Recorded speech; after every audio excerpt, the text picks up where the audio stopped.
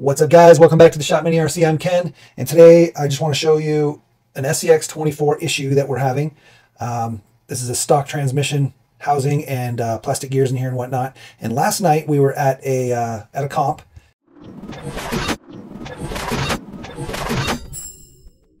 And we had on this rig some major clicking going on. So as we'd start to hit resistance, it'd start clicking real bad and sounded like we were stripping gears out. And we've had that issue before on this rig, but it was very minor. It happened like maybe if a wheel got stuck or something like that. So I decided to, last night before we left, to check the spur gear and the pinion and the mesh, and everything seemed fine. I mean, we're running Mod 5 on here, so they're huge teeth, right? And there was no stripping on the gear or the on either the brass pinion or the spur gear, so I figured we were fine.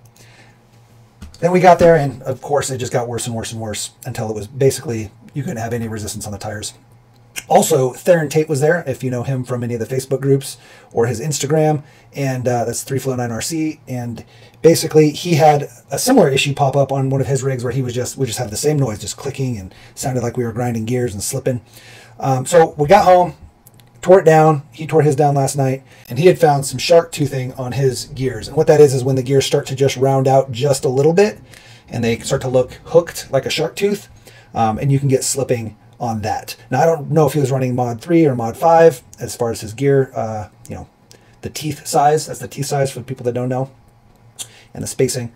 But that's what he found in his. So I was expecting the same thing. As we took ours apart, obviously our pinion and our spur was fine. Then I was like, well, maybe it's inside this portion. And I looked, and all our gears, all the teeth seemed totally fine. So I was kind of at a loss. So as I took it apart, I just kind of tested, and I was spinning it. Actually, I had the spur gear still on here. And I was trying to just see where the slipping was. And we noticed that this gear here was just not spinning when I would turn it. And we just get clicks, click, click, click. And what we found was that this gear, let me pull this bearing out. It has a sort of hex. So this gear has a hex in there, kind of like a wheel hex, right? And that hex sits inside the, or the hex shaft sits inside the cup or hex of the gear. And that hex, even though it didn't look stripped, it was still sliding in there. And I think the gear over time has expanded. The plastic has expanded a little bit, and was causing it to just kind of pop, pop, pop, pop as we were, you know, turning it, because all the teeth were fine. So we just took a little dab of super glue, just a little bit, stuck it in there, and it's going to hold a lot better, we hope. We'll see. Worst case, we'll just replace the gear. You can always replace it with metal gears. Then you do get a lot more noise, but the metal gears are much less likely to slip. So I really just wanted to point it out that if you take your transmission apart and all your gear teeth seem fine, they don't seem stripped, but you're having slippage, it could be that. This gear also is done in a similar way. You can see there's a hex. This is much less likely to have that issue because it's a large hex. Another thing that we noticed, which we were concerned about, but I don't think it's that. If you have a plastic spur and your teeth all seem fine on your plastic spur, it could be this, the inside slot on the spur gear and the shaft here. It's got two flat sides, it's keyed, and you're probably not gonna be able to see very well here, but we do have some play on our key. See that? I'm holding the shaft and the shaft's not moving, but my spur gear does have some play in it, right? And so you can see the key of the spur gear is sort of worn out at the top and the bottom of the key. So that can also, especially if you have a plastic one, cause slipping. Now we're not slipping, right? It's not slipping at all. But like a metal one's highly unlikely to slip, but it does have more play in it because of that. And play can be bad because as you've got pressure on the wheels, pressure on the drivetrain as you're going up a rock, and then you let off, or you try to reverse just a little, it's not going to just smoothly reverse. It's going to slap. It's going to slap into reverse.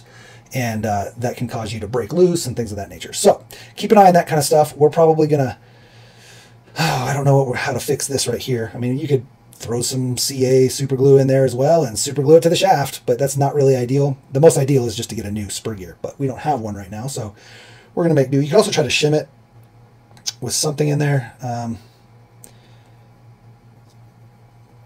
Not sure what, maybe a very thin piece of aluminum or something, just to kind of shim it nice and tight. Now, once your if you tighten your nut down on there pretty good, it shouldn't move too much, and that's kind of what we're going to hope for. But we'll see. We'll see. We'll see how much play it has on there once we get it all together. Now that we've got this fixed, this glued, and then if it's got too much play, we'll pull it back apart, and we'll figure that out. Anyway, I just wanted to show you guys that if you're having transmission issues, motor issues, it sounds like you're slipping or stripping gears, it's not always as simple as the pinion and the spur. Sometimes it can be the drive shafts, or the transmission shafts, and the hex or the key of your spur, things of that nature. So if you're kind of at a loss, check those other things as well. All right, so we have the whole transmission back together, and I just want to talk to you about mesh. And it seemed like our play on the spur gear on the shaft, it pretty much is non-existent once you've got the nut down on there nice and tight. So let's just go ahead and talk about our meshing here.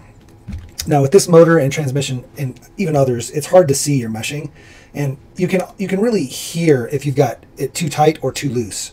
So I'm just going to try to, hopefully you can hear this. So we're running it, right? And if I push down hard, you hear that versus letting go and push down and letting go, you can hear it's rubbing pretty hard. So if your mesh sound, if it sounds really loud, you probably have it too tight. And you should really be also feeling for it as well. So what I like to do is I'll take the motor mount screws and I'll tighten them down just a little bit. Just enough so that they hold and I can still kind of work it out just a little bit. Especially on one side, like you can loosen one side a little more than the other. And then that'll allow you to kind of slip it. I don't know if you can see that, but they're just kind of sliding just a little bit, but it's still pretty tight. And then you're not going to be able to see down in there very well. Maybe here. And now you can see the spur down in there. And if you stop the rest of the transmission from moving, like hold this gear here, and then you can turn your motor just a little bit, you should see just the tiniest bit of play in there. It should basically barely move. I'm trying to get a good angle so you guys can see. It's hard to stop it because of the way the gearing is, the ratios. You're not going to be able to totally stop the spur gear, but you can also try to hold the motor and spin it from this side down here. And see how you can barely see it right here. Okay, look at that tooth. See how that tooth just barely is hitting, and it's got the tiniest bit of play? That's what we're looking for. If I unscrew this a little more, you'll see now I've got even more play. And if I back it off even more play. That is way too much, right? So you want to bring it in. I basically bring it all the way down so that it's nice and tight, and then I'll back it off. And you got to remember, when you're tightening your motor mount screws, it will move the motor. They'll slide up and down because as you turn it and it tightens, it'll slide. So you want to be very slow and deliberate in how you tighten it. So we're good there, right? So now we're going to try to hold the motor mount and the motor so that they don't move. And we're going to slowly tighten this down. And I hope it didn't move too much. And if it did, you have to back it off. So look, see, it tightened up even more just by tightening it. So what I'm going to actually do is back off one of them and try to pull the motor just away just a tad, get our play back, and then I'll tighten it back down just ever so slightly. Tighten it back down, tighten it back down. Check our mesh. Still seems good. Okay, and if it's a little too loose, just you can try to, before you get totally tight, see if you can slide the motor back closer, but you should have just the tiniest bit. If your mesh is too tight, you'll burn up your motor, your ESC potentially, and you'll also, put premature wear on all your gears and pinions and all that stuff. And if it's too loose, you'll obviously strip. It's a little bit more than I'd like, actually. So I'm going to back this off again. Try to slide it in just a little. Slide it in a little more.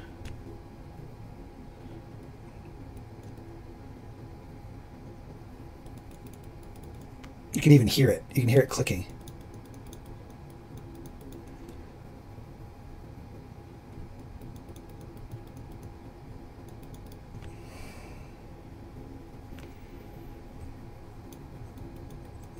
All right, let's go ahead and give it a little throttle and see. See, it's nice and quiet sounding.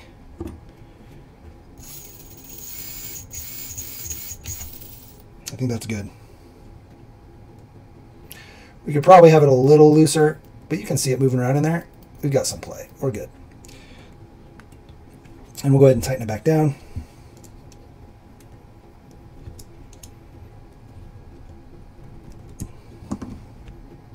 And always check. Just make sure on your final tightens that it didn't tighten too much. You should be good to go.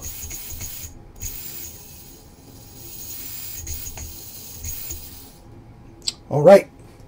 So we are good to go now, I think. We got no slipping. Try to hold the spur down here. It's probably going to hurt me before it... Yeah, there's no slipping. That's me trying to hold it with my nail. It's not going to hold. Anyway, so I think we're good to go. We won't know till we run it, but everything looks and sounds good, and that's kind of the best you can do. It's basically what you're looking for. So we'll get this back in, and we're going to run it. All right, guys. I hope this helped you in some way. Put a comment down below if you've ever had these issues or if you've got your own tips and tricks on doing this stuff.